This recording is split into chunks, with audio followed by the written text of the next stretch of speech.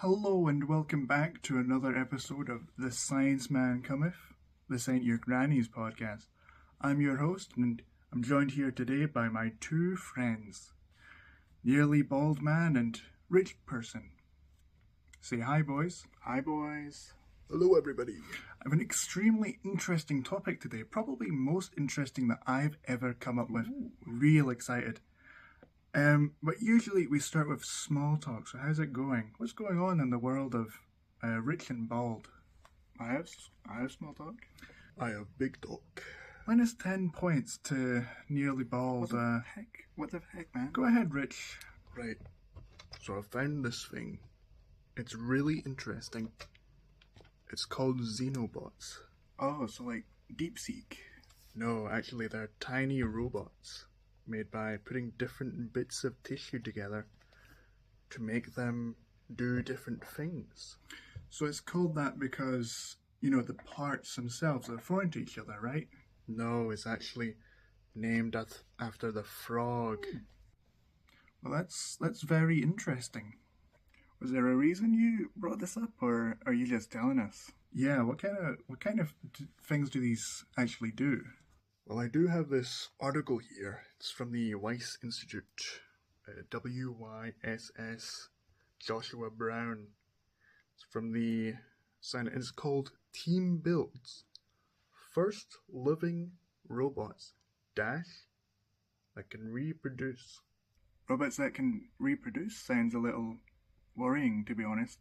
Worrying description. How do they reproduce? I'm reading it here. The way they work is they gather stem cells, gather them together and assemble them into tiny versions of the Xenobots that grow up to become regular Xenobots that can do the exact same thing as the other ones and reproduce as well. So the cycle continues indefinitely.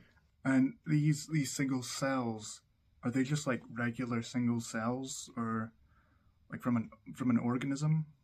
It says there that they're made out of frog cells. They're still all made out of frog cells. I'm more amazed at the discovery of single-celled frogs than this. Yeah, it has a picture here of these collecting the stem cells. So it's kind of like a petri dish of stem cells that they have these Xenobots in.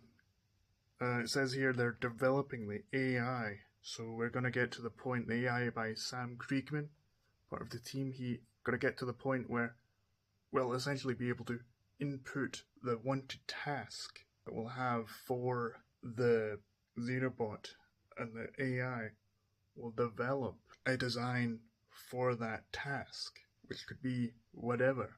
Also says here that it might help us understand, because these are cells that we're putting into different designs, real animal cells, so we're putting them into different circumstances and seeing how they act. We're going to develop our understanding of how these cells act in different situations.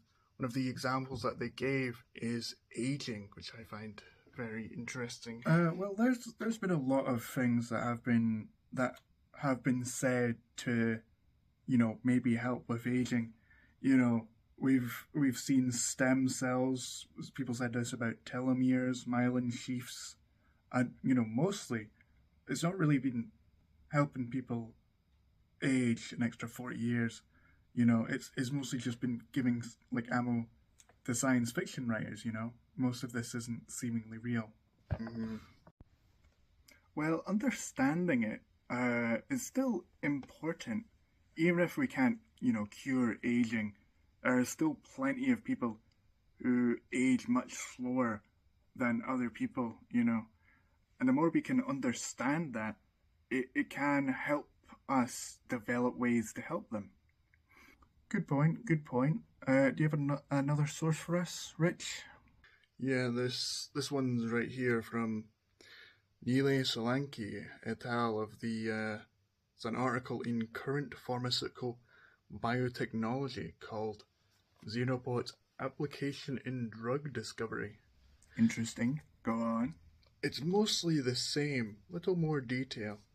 I'm reading the abstract here. It says that they can be utilized to cure neurodegenerative disorders because of their self-repairing properties. I'm still a little skeptical about this, because what I'm picking up is that there's an AI here that's just like, you can use it like ChatGPT and just type in Alzheimer's cure, and it just figures that out, just running through. The AI was from Sam Kriegman, This is Nile Solanki, which could be talking about just the general use, not specifically Sam Kriegman's AI, generally. Well, to be honest, I'm a little skeptical as well. I can see that. I'm a little reserved about it because I've actually looked at this Weiss Institute article. I've looked it up after you said it, and to be honest, I'm looking here and I'm seeing more information about curing, or maybe not curing, but learn more about cancer, possible Alzheimer's and Parkinson's medicine. Even helping with aging. I see another here, traumatic injury. I mean, I can see the potential here. I definitely can, but it's a lot. I feel a little drummed up. Well, that was a lot to talk about. It did take up some time, which means kind of cut into the topic a little bit. So I'm going to have to deduct 5 points for making me have to shelve that topic for good. Let's just add up the points here. So Nearly Bald Man, you got negative 10 points for being nearly bald. Rich Man, you got minus 5 points for being annoying. That means the win goes to Rich with a total of minus 5 points. What do you have to say? Well, we gave it our all, 110%, tried our best, and that's all that really matters, really. And, Bald Man? Well, we gave it our all, 110%, tried our best. That's all that really matters at the end of the day. Alright, sounds like that'll be it. Thanks for watching, thanks for tuning in. Make sure to come back next time. We'll be having like a little bit of a lightning round to see how many new drugs we can invent in a 5-minute time frame.